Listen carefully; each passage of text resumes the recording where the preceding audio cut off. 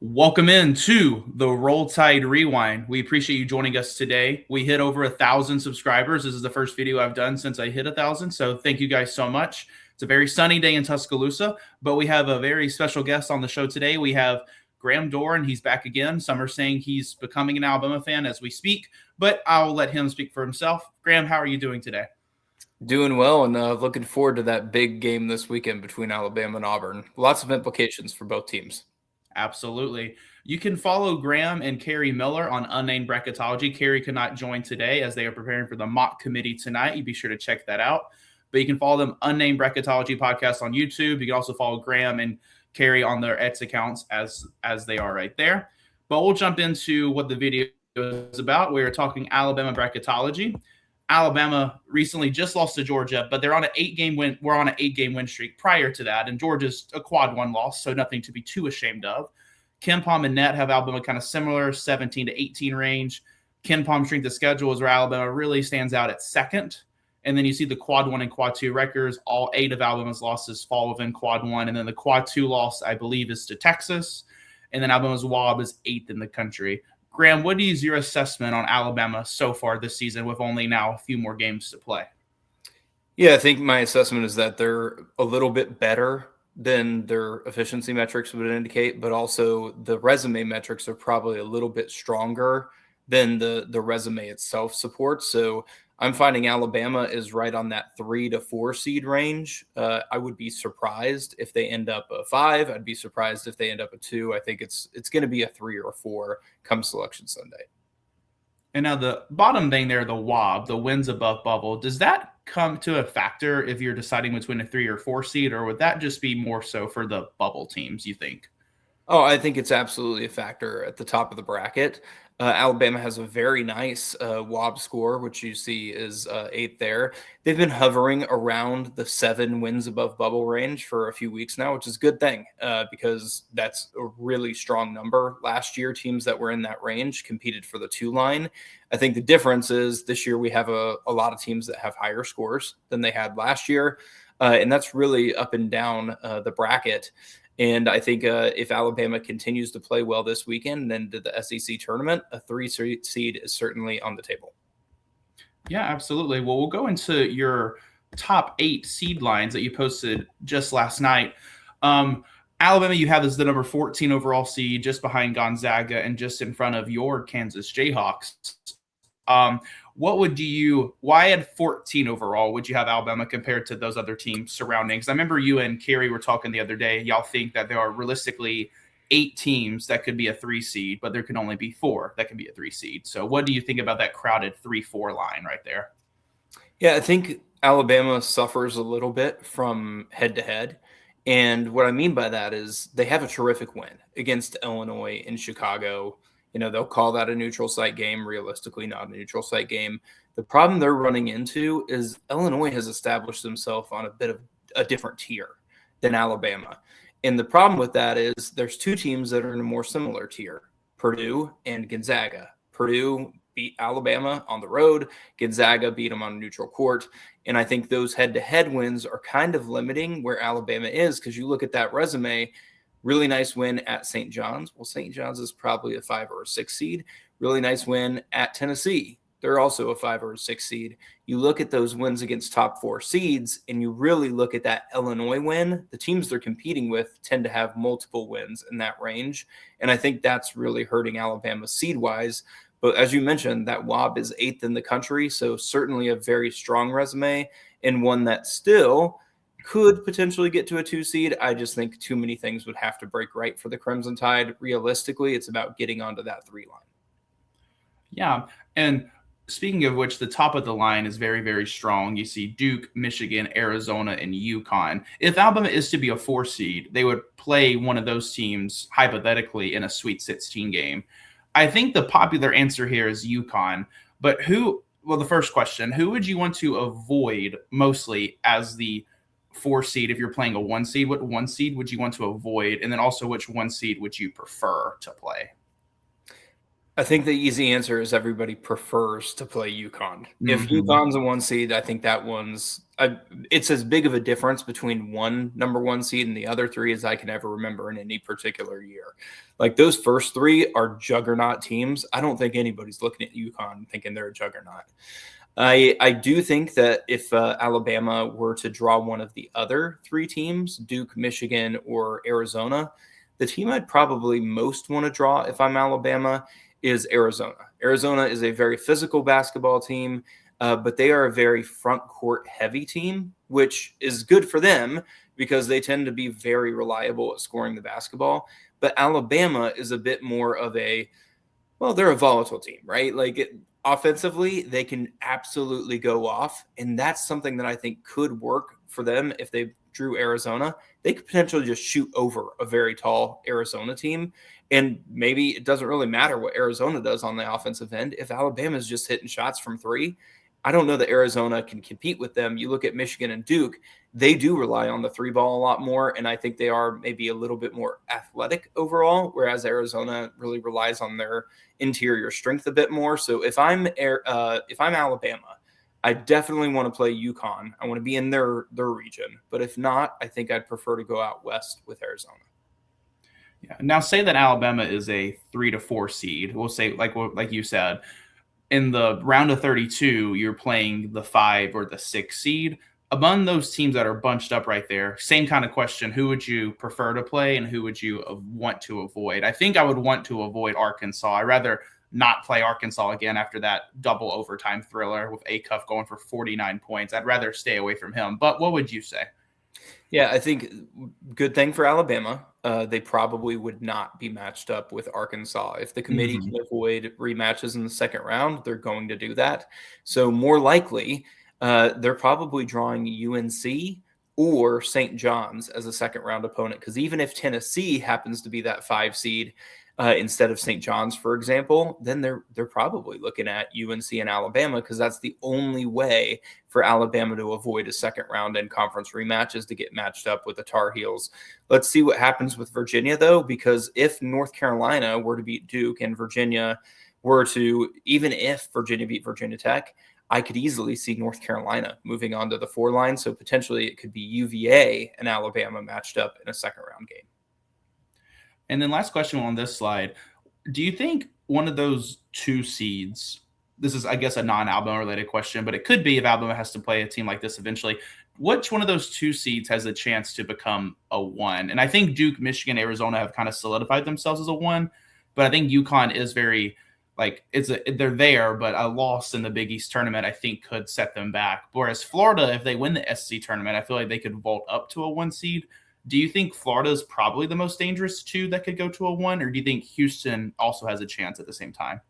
I think Florida and Houston both have a shot, but the team that I actually think has the best chance to do it is Michigan State. And the reason why I say that is they get Michigan in Ann Arbor to finish the season.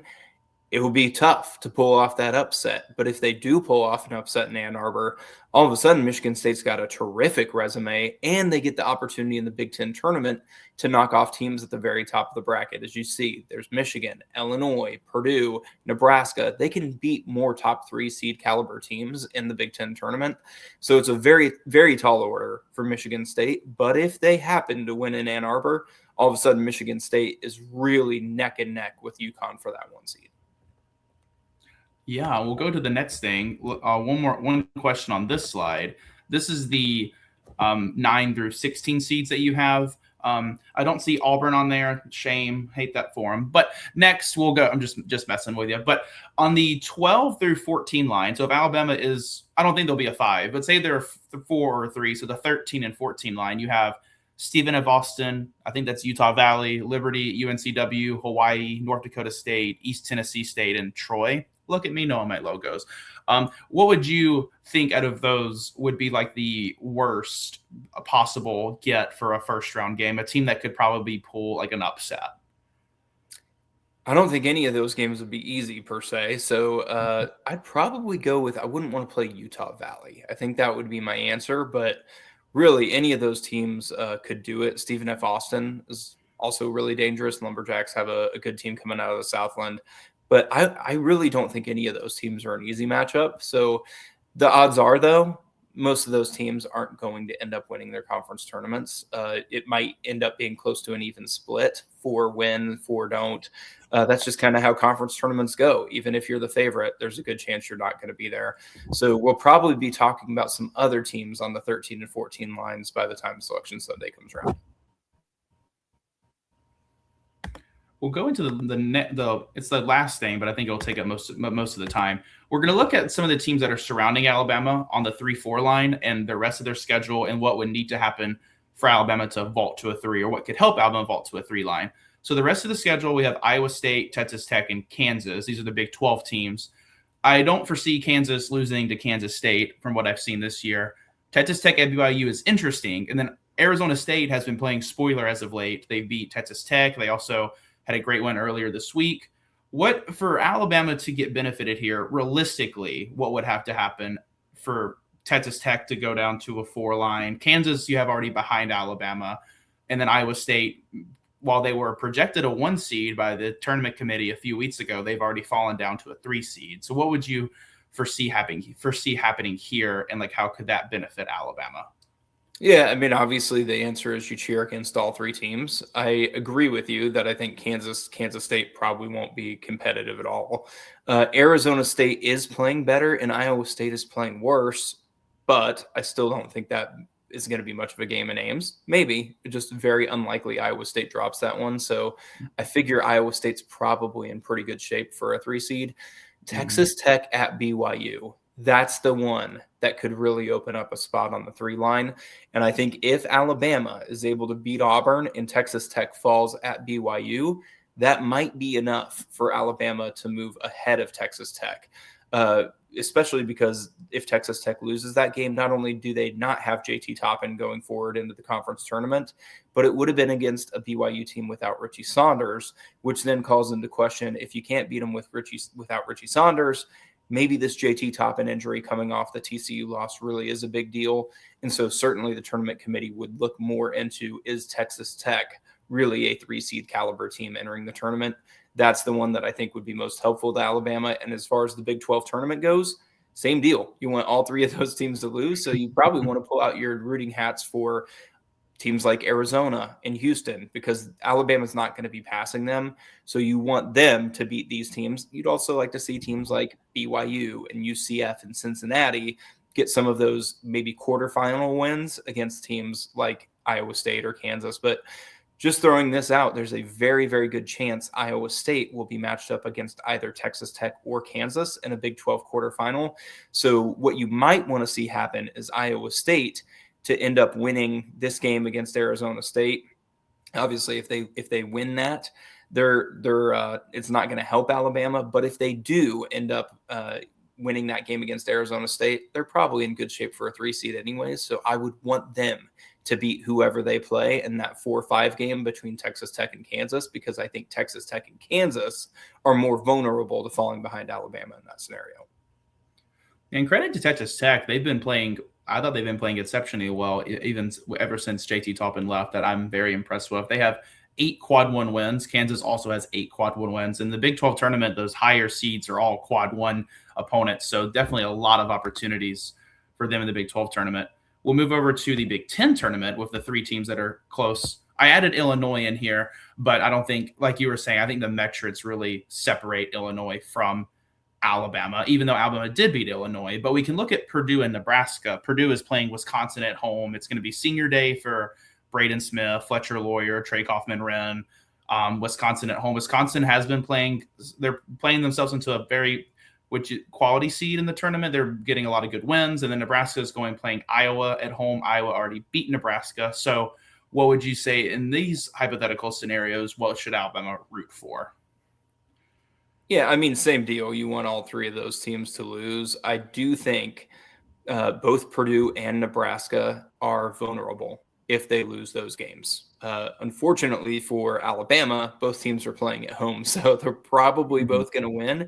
I'll say this. Purdue has not been strong at home, though. They have played 4 top 10 teams at home. They've lost to all of them, nearly lost to Oregon at home as well. something is wrong about Purdue playing in West Lafayette. And I think you could also argue something's just a little off with Purdue right now. They nearly lost to Northwestern as well. If that game had gone the other way, all of a sudden I think everybody would be on the something is seriously wrong with Purdue train.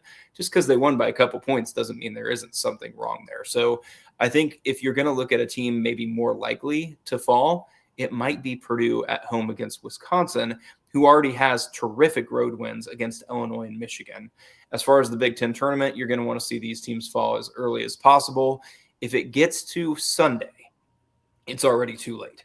I think the committee will not be really considering those games. So if Purdue and Nebraska are going to lose, and Illinois even, you really want that to be the first game in the Big Ten tournament so the committee has time to potentially vault Alabama in front of them.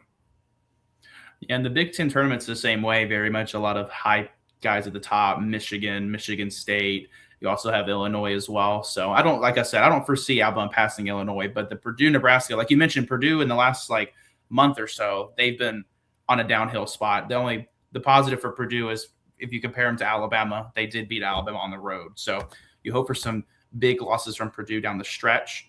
The two other teams we'll look at before we look at Alabama and talk about the Iron Bowl for a little bit. We have Gonzaga and Virginia. Virginia was ranked ahead of Alabama on the initial committee selection show. They've since lost to Duke, and then Gonzaga recently just lost to St. Mary's. They have the conference tournament where it has that weird schedule where they're only going to play at most 2 games, and they would play the winner of St. Mary's and possibly Santa Clara. For Gonzaga, I feel like even though they did beat Alabama, I feel like a loss here would you say it drops them behind Alabama, or how would you feel? Obviously, it depends on what Alabama does, but say Alabama beats Auburn. What happens if Gonzaga loses to St. Mary's or Santa Clara? I think if Alabama beats Auburn and Gonzaga loses in the West Coast Conference tournament, it is very likely that Alabama will be ahead of Gonzaga in the pecking order on Selection Sunday. Good point. And then for Virginia, they have Virginia Tech and they have the ACC tournament. The thing with Virginia that stood out to me when I was looking at statistics, their KenPom strength of schedule is 74th, where Alabama's is second. Despite Virginia having the better record, I think they only have 4 losses and Alabama has 8 losses. The strength of schedule part stands out. They already, I believe, lost to Virginia Tech earlier in the year, and now they have the ACC tournament where the main competition is going to be Duke. What do you foresee happening with Virginia if Alabama's putting in their rooting caps on? Obviously, you want them to lose to Virginia Tech, but if Virginia is to win multiple games in the ACC tournament, do you think that keeps them on the 4, not necessarily going to a 3 line, but do you think that could vault them above Alabama if Alabama, say, were to lose, or say they beat Auburn but didn't go far in the SEC tournament? Yeah, I think that could certainly be a scenario where Virginia ends up ahead of Alabama. I think Virginia could be helped by playing Miami in the semifinals of the ACC tournament. Because it's looking like, and it actually is set now, Duke and UNC are going to be the 1 and the 4 seeds. Miami and Virginia are going to be the 3 and the 2. So Virginia will be looking at a potential semifinal matchup with Miami, which would be a terrific win for them if they get it. The one real downside I see to Virginia's profile, they haven't beaten a top 5 seed all year, and that includes getting run out of the gym by Duke recently. And also, they just got an opportunity to host UNC, and they lost that one in Charlottesville. So what's really limiting Virginia to me right now is not having a win over a top 5 seed. I think Virginia probably is going to have an uphill climb to get a 3 seed, even if their resume metrics point to it, just because they don't have that one big win that the committee can really latch onto.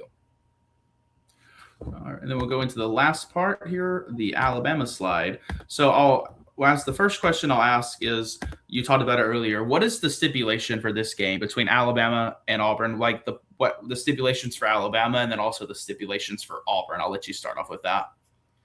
Well, I'll say it's a loser leaves town matchup. No, I really think Alabama, if they win this one, they're in terrific shape for a 4 seed, probably a shot at a 3. It just really depends on how they do in the SEC tournament and how other teams do around them. Auburn, I think this is the more interesting one. I actually have Auburn 5 spots out of the field right now, even though their resume metrics say they should be in. But Auburn is 5 games under 500 against quads 1 and 2, and they also have that terrible home loss to Ole Miss. when you look at what Auburn's done against quality competition, yeah, they won at Florida, terrific win. Let's go ahead and call it. That's one of the best ones in the country. But they're just losing too often when they play good teams. And as they showed against Ole Miss, even a mediocre team like the Rebels could get them at Auburn. So I think Auburn probably has to win this game at Alabama. I think it's, it's not a lock one way or the other, but I think it's a pretty simple calculation at the end of the day. If the Crimson Tide beat Auburn this weekend, Auburn is going to go home and not make the NCAA tournament. And then if Alabama is to beat Auburn, the SEC tournament, Alabama would be a double bye, meaning they're already going to have a double bye either way, but they're going to have a double bye. So they would only play on Friday, Saturday, and Sunday, potentially, at most 3 games. So if you're Alabama, you're probably playing, I don't know who the 7 seed would be at the time if they were to win, but then they would play most likely the 3 seed, which is looking like it's going to be Arkansas on Saturday. And if you were to beat Arkansas and then go to the title game and you play Florida and lose, where would you think that puts Alabama on the March Madness spectrum? If they won against Auburn, won Friday, beat Arkansas on Saturday, and then you just lose to Florida on Sunday, does that solidify a 3 seed in your eyes? I don't think it solidifies a 3 seed. I think it puts them in the competition for a 3 seed. Really depends on what the rest of the teams do around them. I think of all the games that are significant to Alabama, besides controlling their own, cheer for Gonzaga to lose in the West Coast Conference Final, because the committee will already know what they're thinking about Gonzaga before they ever meet for the first time, because Gonzaga will already have their conference tournament completed before that time. So I think Alabama, if Gonzaga loses in the West Coast Conference tournament, has a terrific chance to be above Gonzaga, and also focus on that Texas Tech at BYU game, because if Texas Tech loses there, all of a sudden it's looking pretty good for Alabama to get up to a 3 seed. Alrighty, Graham, where can we look at you and Carrie's content again, just for one more time for the viewers? I'm at Graham Doeren, and you can see the name on there on X, and also the YouTube Unnamed Bracketology Podcast. If you just search Unnamed Bracketology Podcast on YouTube, you will find us right there. Alrighty. Well, Graham, we appreciate you joining us today, and I hope the mock committee goes well later tonight, and I hope everyone has a great rest of their day, and roll Tide.